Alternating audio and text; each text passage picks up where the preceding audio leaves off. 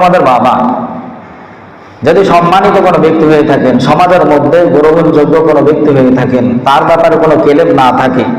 সমাজের সবাই তাকে সম্মানিত ব্যক্তি হিসেবে খুব সম্মান করে, ভালোবাসে, তিনি কোনো অপরাধ করেন না, তো এরকম একজন আমাদের সাধারণ একজন বাবা, তার সমাজের মধ্যে এতটুকু মর্যাদা থাকার কারণে যদি কোনো অসভ্য আদবহীন কোনো ব্যক্তি যদি আমাদের ওই বাবার চরিত্রকে নিয়ে খারাপ কথা বলে, খারাপ মন্তব্য করে, তাকে যদি আঘাত করে,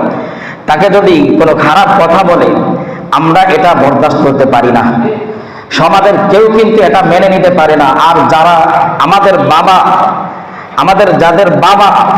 আমরা তো কোনোভাবেই এটাকে মেনে নিতে পারি না, তাৎক্ষণিকভাবে এটার প্রতিবাদ জানানোর জন্য আমরা ঝাঁপায় পড়ি, ঠিক কিনা ভাই? তো আমাদের একজন বাবা যিনি সমাজের মধ্যে সামান্য একটা এরিয়ার মধ্যে সম্মানিত, পরিচিত, তাকে অপমান করা, তাকে গালি দেওয়া, আঘাত করা যদি আমরা সহ্য করতে না পারি, এটার প্রতিবাদ জানানোর জন্য যদি আমরা ঝাঁপায় পড়তে পারি, আমাদের নবী মুহাম্মদ আরবি সাল্লাল্লাহু আলাইহি ওয়াসাল্লাম, যিনি গোটা কায়নাতের নবী, যাকে সৃষ্টি না করলে আসমান জমিন কিছুই সৃষ্টি করা হতো না,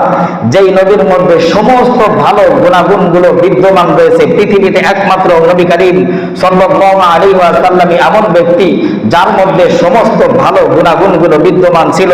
নবীজি সাল্লাল্লাহু আলাইহি ওয়াসাল্লামের চরিত্রের ব্যাপারে আল্লাহ তাআলা কুরআনে কারীমের আয়াত নাযিল করে জানিয়েছেন, ইন্নাকা লাআলা খুলুকিন আযীম, হে নবী আপনি হলেন মহান চরিত্রের অধিকারী। তো যেই নবীর চরিত্রের ব্যাপারে আল্লাহ তাআলা কুরআনের আয়াত নাযিল করে জানিয়ে দিয়েছেন আপনি শ্রেষ্ঠ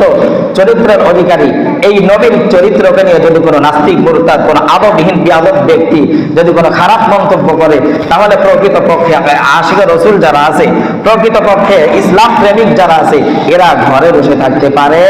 না। কথা ঠিক কিনা?